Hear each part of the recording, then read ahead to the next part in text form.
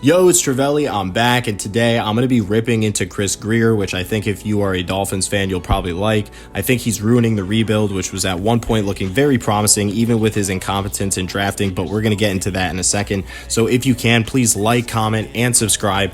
Let's get this channel out to as many people as possible. Also, follow me on Instagram and Twitter so you get my daily notifications for when I'm dropping videos, which is going to be Monday through Friday, because I'm never slacking. Now, let's jump into the action. I'm living life like this. Maybe give a little glimpse, maybe give a little glimpse. So, Grier had a closer relationship with Ross than Flores, and apparently Flores didn't really get along with Tua towards the end. However, you can kind of understand that, right? Tua was not playing good football this year. However, the defense of this team was top 5 in big play potential and limiting mediocre offenses like they should. They really got torched by only a handful of teams this year, and in those games, the offense was absolutely nowhere to be seen. So basically, the team is backing the quarterback who cannot throw a 15-yard post under pressure, which is what an NFL quarterback needs to do to be successful.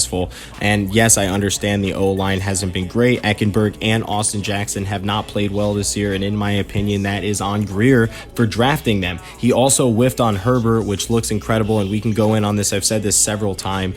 He looks incredible with an incompetent coaching staff and defense, and give him these weapons, and the Dolphins would not have lost those nail-biters to the Colts, Jags, and Raiders. Now, I said this pre-draft. I wanted Herbert. However, once again, this is on Grier. Flores has to work with what he is given, and he was a back-to-back winning coach in these last 2 seasons, starting from what people called the worst roster in the NFL. So the Fins basically threw Flores into the fire, and he was able to get at least 5 wins in that first season, which was basically a clown show of a roster.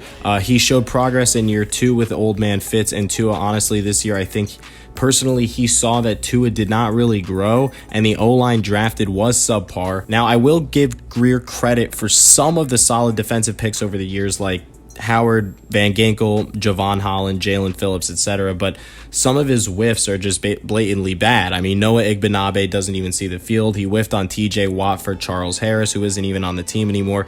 Raekwon McMillan isn't even on the team anymore. Neither is Tankersley and many others. You could just go down the line. Now, his record as a GM since 2016 is 47-50. He went all in on Tua, and that's okay if it pans out, but it didn't. Now, Flores kept the Fins competitive this season with the injuries, even to Tua, because like I said before, pre-draft, when the Fins did draft him, I said he is very injury prone, and we got to see that over the last 2 years. Now, Flores was able to dominate and get points from his defense, but the offensive hires were terrible and just did not pan out. So overall, if Flores was able to win for the last 2 years with the mediocre talent that was provided a la Grier, why was Flores fired? Now, we will get into another season or 2 of rebuilding like I've seen for my entire life, literally 20 years of rebuilding, and it's just tiring. I think we need to fire Grier, tell Ross to go back to real estate. He has been a complete failure as an owner, and let's really restart now that Flores' vision is out and they're going to probably roll with Tua. I think it will be interesting in what happens to this defense. Are they going to destroy it? Will they be getting rid of the big name players, or will it be less of a rebuild and more of a replacement of the coach just because they wanted to? Now, I don't know what's going to happen, but I do think that this decision shows why the Dolphins have not made the playoffs since Grier took the full duties of GM. I think he's just bad and needs to go. And if you want to bring up one more thing, it's basically that you had one question mark with Tua already. The guy, I don't think anybody in the fan base is sold on this guy being the quarterback of the Miami Dolphins moving forward. He has shown that he is not really good under pressure. He's a great quarterback if he has to throw the ball within 10 yards under 2.5 seconds. Otherwise, he is really bad under pressure. He's looked really bad on the run. He's not durable, cannot throw the ball deep for the most part, and can definitely throw really boneheaded interceptions that sometimes are pick sixes or put the defense in very precarious situations.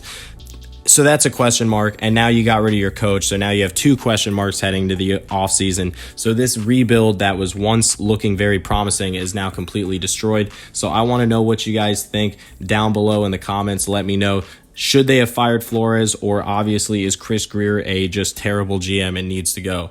Let me know, and I hope you guys have a great day. Peace. I'm living life like this. Maybe give a little glimpse, maybe give a little